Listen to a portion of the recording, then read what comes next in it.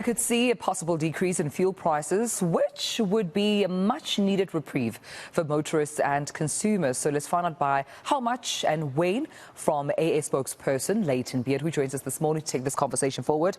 Layton, good morning to you. And that's the question. By how much are we seeing here, just in terms of this reprieve, and when can we expect it? Yeah, I mean, in terms of when we can expect it, the fuel price is adjusted on the first Wednesday of every month. And in the case of April, that's on the 5th of April. So it'll be adjusted, not this week, obviously next week.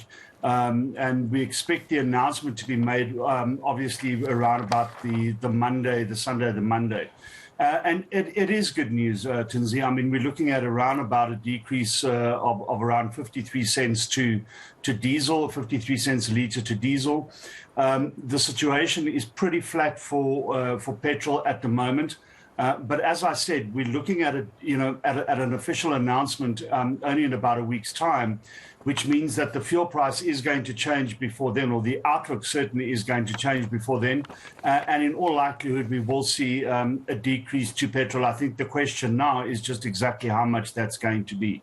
And at this point, just for context, I suppose, Layton, I mean, what are some of the main factors impacting our fuel price in South Africa?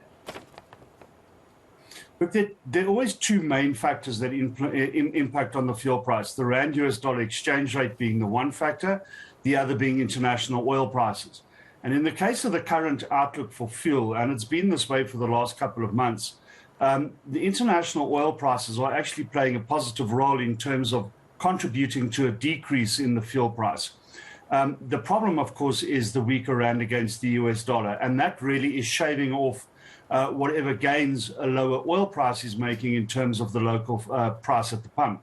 So the big factor, the big negative factor at the moment is that average Rand-US dollar exchange rate, and that's bringing the value of any decreases down, or in some cases is contributing to increases. Looking at what the outlook is for April, it's unlikely there's going to be increases. There are probably going to be decreases. As I said earlier, it's just a question of exactly how much those decreases are going to amount to. Yeah, I understand that, as AA further cautioned that the CEF's unaudited data showing these changes is mid-month and subject to change before the official adjustment is made by the Department of Mineral Resources. I suppose that's a point that you're trying to get across here. Yeah, I think the point that we want to get across is that, people look at these numbers every day and, there's a lot of concern, especially when it comes to pricing that is showing an increase. The point that we were making is that, there's still a long way to go before the official announcement is made. Between now, which is we're on the 23rd, and, the 30th or the 31st, which is next Thursday, Friday, there's a whole week, and a lot can happen in that week. And that will impact on the fuel price. So what we were basically just saying is, look at the price now, but be aware that in a week's time, it's probably going to look a lot different to what it does right now.